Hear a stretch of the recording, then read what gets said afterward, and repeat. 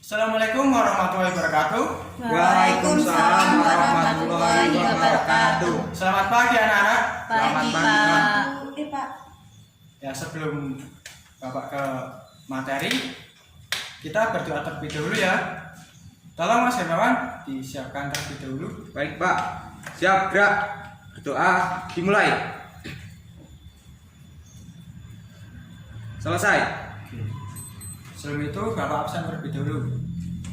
Hermawan Sulistyo, Hadir Pak. Aprilia Agus, Hadir, Pak. Dwi Ika Widiantias, Hadir. Randy Nugroho. Hadir. Ini berangkat semua kan ya? Ya. Pada pagi hari ini Bapak akan membahas tentang debat.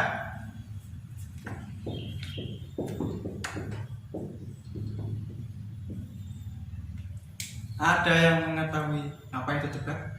Belum tahu, Pak. Belum tahu. Belum tahu. Oke. Tapi udah pernah nonton di acara televisi ataupun setelah nonton secara langsung tentang debat? Sudah Pak. Sudah, Pak. Contohnya debat apa ini? Debat presiden Pak. Yang kemarin itu ya? Ya. Debat COVID, Pak. Debat COVID. Ya. Oke. Nah, yang pertama itu ada pengertian. Ada yang mengetahui pengertian dari debat nggak? Nggak Di sini? tahu. Belum tahu, Belum Pak. tahu? Yup. Belum tahu, Siap. Pak. Debat itu dari KGBI itu adalah pembahasan atau pertukaran pendapat yang disertai dengan data atau informasi tentang pembahasan debat tersebut. Dah bisa dimengerti belum? Sudah. Nah, dari debat itu tersebut tuh kita bisa mendapatkan sudut pandang baru mengenai masalah tersebut. Yang kedua ada tujuan. Tujuan dari debat itu apa, anak-anak? Tujuan dari debat Belum tahu, Pak. belum tahu ya. Ya. Tujuan dari debat itu ya untuk argumen kita itu di pihak lawan itu menang, tapi dengan berargumen yang sistematis, logis. Logis itu berarti dapat diterima akal. Terus informasi atau mengenai debat tersebut itu valid. Bukan kita berargumen tapi tidak ada berlandasan. Itu tujuan dari debat itu untuk memenangkan argumen kita kepada lawan. Yang ketiga itu ada manfaat.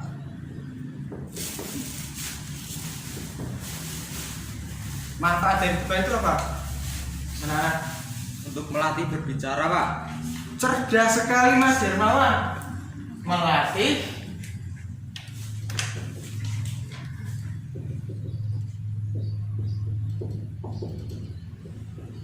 Melatih kemampuan berbicara di depan umum. Seperti public speaking. Nah, seperti public speaking. Karena setiap orang itu, kita kan dari lahir kan udah memang bisa dikatakan udah memiliki kemampuan berbicara. Ya. Tapi tidak semua orang itu bisa berbicara di depan umum. Ada kalanya kan orang-orang tertentu waktu berbicara di depan umum itu merasa grogi. Ya enggak? Maka dari itu debat itu memberikan manfaat melatih berbicara di depan umum. Terus yang kedua, ada yang tahu nggak manfaat dari debat? Tidak Untuk tahu, Pak. melatih kita berargumen. Melatih berargumen.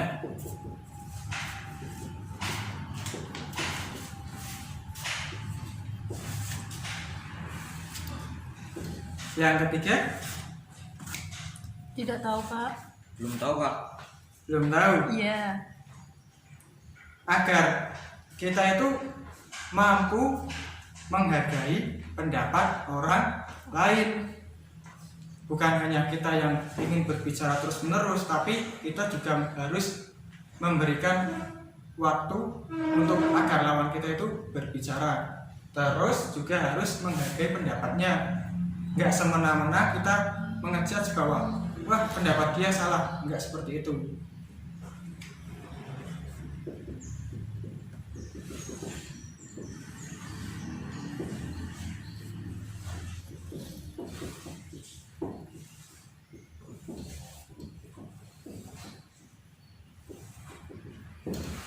Ini ya, manfaat dari debat itu ada 3. yang pertama, Melatih berbicara.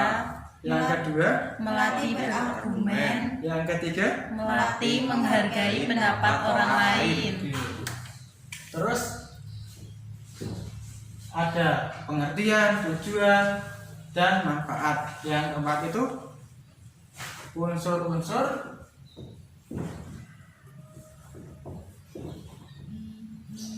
debat. Nah, di unsur-unsur debat itu Bapak sudah membawakan media yang bernama penunjuk debat. Di sini kan ada yang namanya Kota Malang, Ternate, Tidore, dan Tegal yang khas dengan wartegnya ada Maluku dan Nabire. Tapi di balik nama kota ini tuh ada yang pertama itu ada Mosi. Ada yang mengetahui apa itu Mosi? Nggak tahu Pak. Tahu Kak? Belum tahu. Mosi itu adalah tema tentang pembahasan. Di dalam debat itu kita akan membahas tentang apa? Itu dinamakan mosi atau topik dari pembahasan di dalam debat tersebut. Yang kedua itu ada Ternate, tapi di baliknya ada tim pro. Tim pro ini berarti menyetujui bahwa di dalam pembahasan itu harus dibeginikan, ya, berarti setuju akan pembahasan tersebut. Misalkan saja saya kasih contoh, di dalam masa pandemi ini sebaiknya sekolah diganti dengan sistem online atau daring. Nah, tim pro ini beranggapan bahwa setuju dengan pembahasan tersebut atau topik tersebut. Ya, ini dinamakan apa? Tim Tim pro. Tim pro. Dan ada Tidore. Itu ada dibaliknya ada tim kontra. Nah, tim kontra itu ada yang tahu nggak? Belum tahu Pak. Tim yang tidak setuju akan pembahasan tersebut. Misalkan saya kan tadi kan saya kasih contoh di dalam situasi pandemi pembelajaran menggunakan sistem online atau daring. Nah, tim kontra ini berarti berpendapat bahwa semisalkan saja di dunia pendidikan kita itu diterapkan sistem pembelajaran menggunakan daring. Itu tim kontra ini membahas gimana sih efek dari menggunakan pembelajaran daring, entah itu anaknya itu makin rajin atau makin apa. Itu dinamakan, ini dibawakan oleh tim Kontra. kontra Maaf, ya. Pak. Ya, ya, apa? Ini ada Tegal, ya. Ini Jauh ya, Tegal. Pak? Telur asin. Telur asin. Terus yang terkenal dengan wartegnya yang ada di seluruh Indonesia. Di sini ada tim netral. Tim netral itu apabila tim kontra pendapatnya itu dikira sudah benar, ya tim netral akan mengakui bahwa pendapat itu benar. Misalkan dari tim pro pendapatnya itu kurang atau belum bisa dinalar oleh tim netral, ya tim netral akan memberikan masukan gimana ini kok pendapatnya seperti ini belum sesuai dengan yang terjadi di misalkan saja di Indonesia. Ini dinamakan tim netral. Apabila tim kontra atau tim pro itu berpendapat bahwa kok sekiranya benar, ya tim netral akan mengakui bahwa pendapat itu benar. Apabila pendapat dari tim pro atau tim kontra itu salah, ya tim netral akan berpendapat yang seharusnya, kalau salah ya salah, kalau benar ya Benar. Yang kelima itu ada Maluku, tapi dibaliknya ada moderator. Nah, peran dari moderator ini sangat berarti di dalam berdebat. Oke. Misalkan saja tim kontra dan tim netral itu saling berseteru. Nah, moderator itu kan berguna untuk menjalankan sistematika dalam berdebat. Misalkan saja tim kontra itu ngomong, nah maka moderator akan memberhentikan debat sementara, atau bisa dikatakan itu dikasih waktu untuk jeda atau istirahat lah. Ini moderator itu bisa di pengertiannya itu untuk mengawasi atau membimbing jalannya Debat. debat. Yang terakhir itu ada nadire, bahwa di baliknya itu ada notulen. Notulen itu mencatat hasil pendapat dari entah itu tim pro, tim kontra, dan tim netral. Itu meringkas semua jalannya dari awal hingga akhir, isinya itu apa. Ini tugas dari Notulen. notulen. Oke, sebelum itu Bapak kan sudah menjelaskan tentang pengertian, tujuan, manfaat, dan unsur-unsur debat. Ada yang mau ditanyakan nggak? Nggak ada Pak. Tidak, Pak. Tidak paham. Gimana? Saya Pak mau bertanya. Saya kurang mengerti mengenai manfaat debat Pak. Bisa dijelaskan? Pak, saya ingin bertanya, unsur-unsur debat itu apa aja sih? Oke Mas Herwan, pertanyaan yang sangat bagus sekali. Apa manfaat dalam berdebat? Tadi kan Bapak udah jelaskan ya. Yang pertama itu melatih berbicara, karena tidak semua orang itu mampu berbicara di depan umum. Yang kedua itu melatih berargumen. Terus yang ketiga itu melatih menghargai pendapat orang lain. Nah, manfaat dari debat itu ada 3 ya. Coba dipahami, kalau enggak dicatat biar panjenengan itu paham.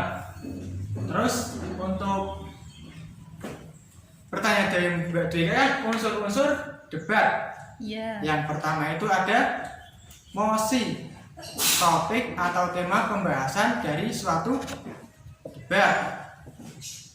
Temanya debat itu apa? Itu dinamakan dengan mosi.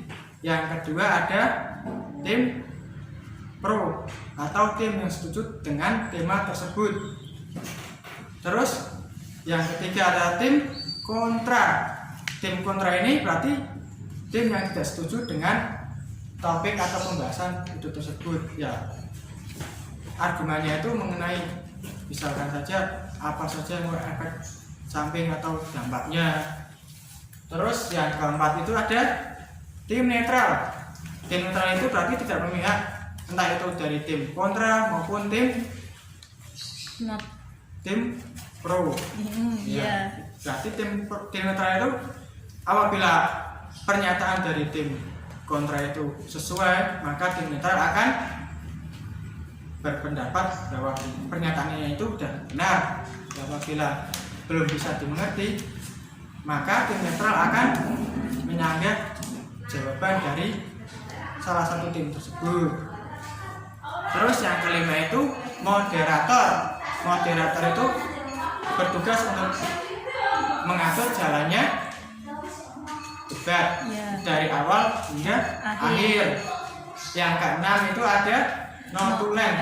Notulen itu fungsinya itu mencatat apa saja pokok-pokok dari pembahasan di dalam debat tersebut. Sudah bisa dipahami kan ya? Sudah, Mas Pak. dan Mbak Dika? Sudah. Oke. Kalau sudah bisa dipahami, saya cukupkan sampai di sini. Berhubung jamnya itu sudah habis, sudah waktunya ganti jam pelajaran. Saya cukupkan sampai di sini. Saya mohon maaf apabila ada tutur kata dan tindakan saya yang kurang berkenan di hati saudara. Saya mohon maaf yang sebesar-besarnya. Wassalamualaikum warahmatullahi wabarakatuh. Waalaikumsalam warahmatullahi wabarakatuh.